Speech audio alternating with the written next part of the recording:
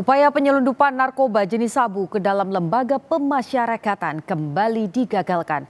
Kali ini petugas lapas kelas 1 Surabaya di Porong Sidoarjo menemukan sabu yang disembunyikan di dalam gantungan kunci berbentuk boneka yang dibawa pengunjung.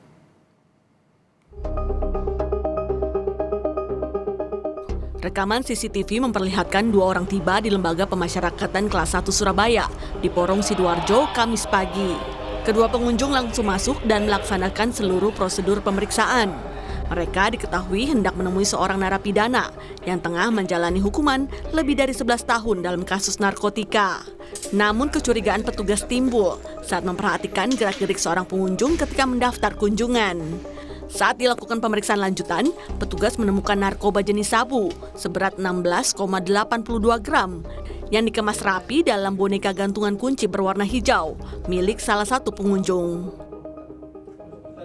Rekaman CCTV kami pada pukul 10.14 yang bersangkutan kedua orang ini datang ke lapas dengan menggunakan kendaraan roda 2, selanjutnya melaksanakan kegiatan pendaftaran kunjungan dan dilanjutkan dengan kegiatan penggeledahan.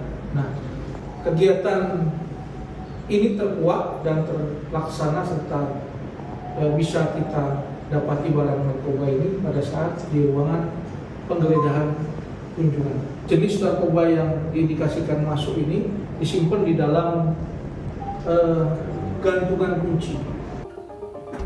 Untuk pemeriksaan lebih lanjut, kedua pelaku diserahkan ke polisi. Sementara kedua narapidana di lapas dipastikan akan mendapatkan sanksi sesuai dengan aturan. Jack Robi, Kompas TV, Sidoarjo, Jawa Timur.